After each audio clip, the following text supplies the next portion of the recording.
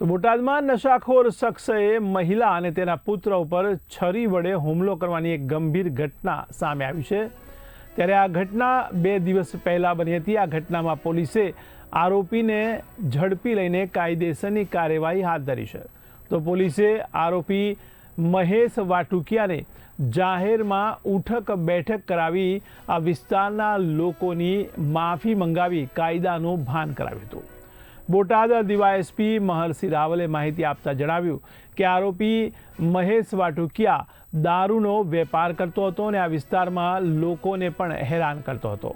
તો સોનલબેન નામની મહિલાએ તેની સામે પોલીસમાં અરજી કરી હતી, જેની અદાવત રાખીને મહેશે 2 દિવસ પહેલા મોચીપરા વિસ્તારમાં સોનલબેનના ઘરે આવી ઝપાઝપી કરી છરી વડે હુમલો કર્યો હતો। આ હુમલામાં સોનલબેન અને તેમના પુત્રને ઈજા પહોંચી હતી, જેથી તેમને સારવાર માટે હોસ્પિટલમાં ખસેડવામાં આવ્યા હતા। આ મામલે પોલીસ ફરિયાદ પણ નોંધવામાં આવી હતી। તપાસમાં સામે આવ્યું છે કે આરોપી મહેશ વાટુકિયા વિરુદ્ધ ભૂતકાળમાં પણ 18 જેટલા ગુનાઓ દાખલ થયા છે।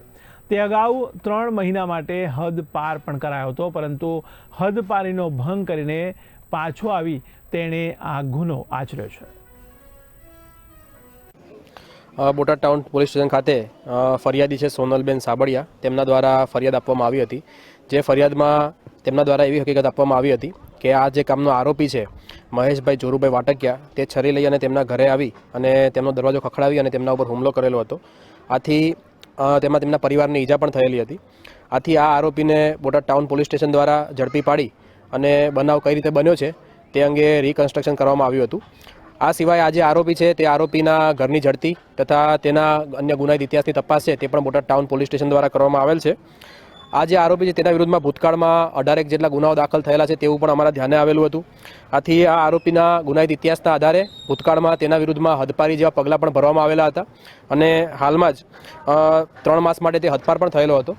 તેમાંથી પાછો આવી અને આ ગુના આચરેલા છે। આથી આ બાબતે પણ તેના વિરુદ્ધમાં કાયદેસરની કાર્યવાહી છે તે બોટાદ પોલીસ દ્વારા